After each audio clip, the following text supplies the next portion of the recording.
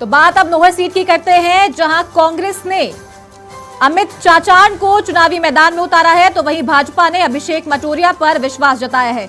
बात अमित चाचान की करें तो सिटिंग विधायक होने के चलते उन्हें प्रायोरिटी यहां पर दी गई है। कांग्रेस के पास जिताऊ विकल्प नहीं थे और इसी के चलते उन्हें नोहर से चुनावी मैदान में उतारा है। बात अगर करें अभिषेक मटोरिया की, तो युवा चेहरा है और इसी के साथ बीजेपी ने युवाओं को साधते हुए अभिषेक मटोरिया को इस सीट पर उतारा है और मटोरिया को अब भी एक मजबूत चेहरा माना जाता है। और इसी के साथ नोहर बीकानेर संभाग की एक सीट है, तो इसी के लिए ज्यादा जानकारी के साथ हमारे सहयोगी, वरिष्ठ सहयोगी रवि बिश्नोई के साथ भी बातचीत करेंगे। जी रवि, नोहर सीट से बड़ा मुकाबला भी यहां पर देखा जा रहा है, क्योंकि एक तरफ बीजेपी से अभिषेक मटोरिया को उतारा गया है, जो कि एक युवा चेहरा है और मजबूत कैंडिडेट भी बीजेपी ने मानती है, तो वहीं दूसरी तरफ सिटिंग विधायक इनके सामने है, कड़े मुकाबले की टक्कर है। किस तरीके से आप देखते हैं?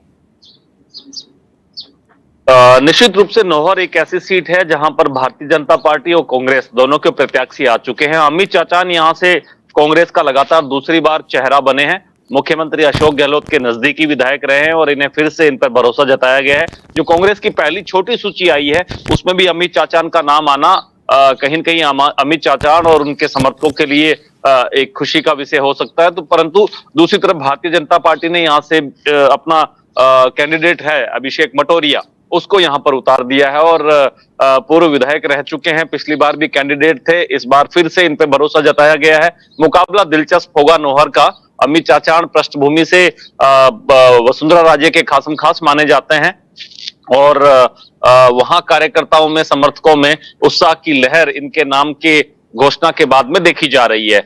इसके अलावा छवि अगर बात करूं तो पीलीबंगा एक ऐसा स्थान है जहां से संगरिया एक ऐसा स्थान है जहां से शाहपिनी, गुरदीप सिंह शाहपिनी को कैंडिडेट बनाया गया है और उसके बाद से ही भारतीय जनता पार्टी में बगावत देखी जाने लगी है।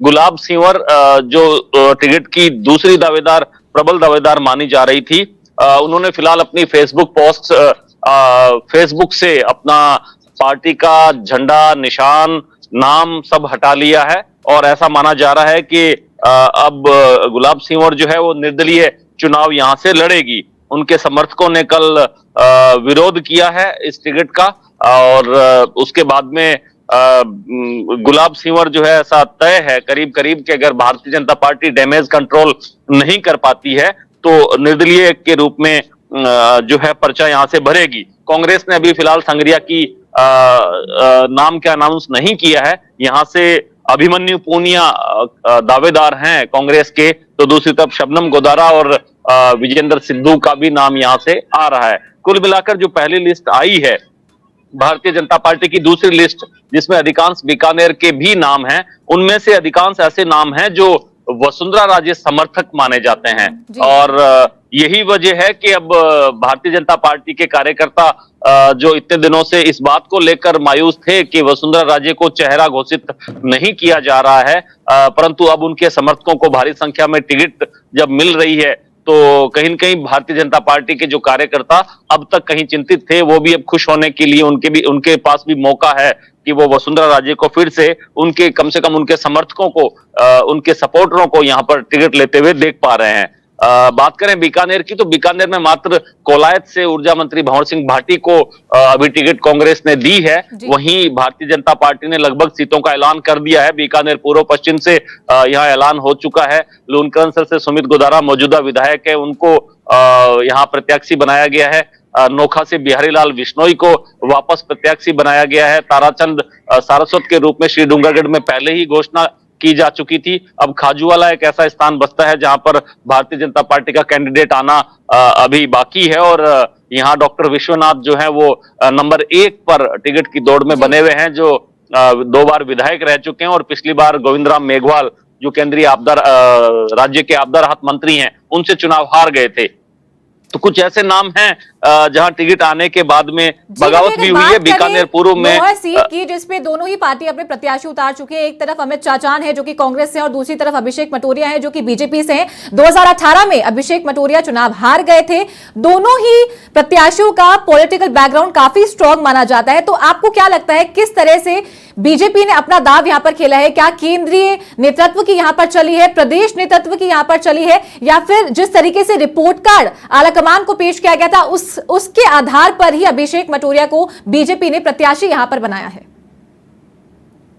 बिल्कुल, जो बीजेपी के अंदरूनी सर्वे हुए हैं उनकी तो अपनी यहाँ पर महत्ता है ही है। तो साथ ही अभिषेक मटोरिया यहाँ से चुनाव पहले जीत चुके हैं, मजबूत राजनीतिक बैकग्राउंड रखते हैं, हरियाणा राजनीति के भीतर भी इनकी रिश्तेदारियां हैं वहां पर भी, और भारतीय जनता पार्टी की टिकट इन्हें जब मिली है तो इसके अलावा दूसरा नाम वहां से इस तरह का मजबूत चेहरा जो है वो सामने नहीं आ रहा था।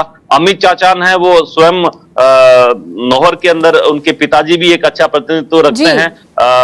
दोनों की पिता पुत्र की जुगल जोड़ी यहाँ नौहर में जो देखी जा रही है, और इस बार मुख्यमंत्री अशोक गहलोत के खासे नजदीक रहे, सरकार बचाने में भी अहम भूमिका रही।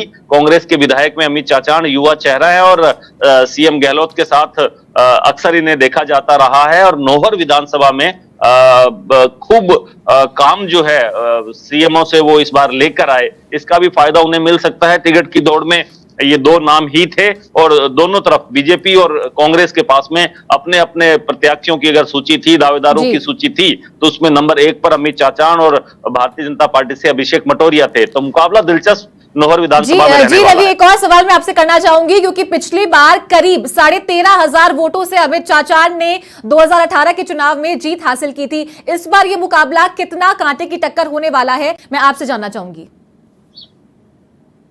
देखिए, ये सवाल आपका अभी हालांकि काल्पनिक सवाल है। इनका मुकाबला जब दोनों का होगा तो ये मार्जिन बढ़ेगा या घटेगा, ये तो देखने वाली बात होगी, क्योंकि भारतीय जनता पार्टी इस बार मजबूती के साथ अपना कैंडिडेट जो है वो घोषित कर चुकी है।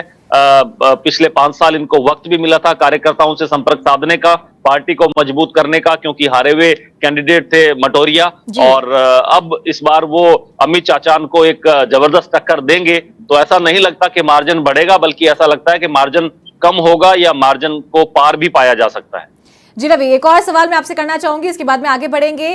कल दोनों प्रत्याशियों को मैदान में उतारा गया था, भाजपा की तरफ से भी तस्वीरें साफ हो गई थी, कांग्रेस की तरफ से भी तस्वीरें साफ हो गई थी। उसके बाद इलाके में किस तरीके का माहौल यहां पर देखा गया था, और क्या कुछ बगावत के सुर भी उठे हैं वहां पर?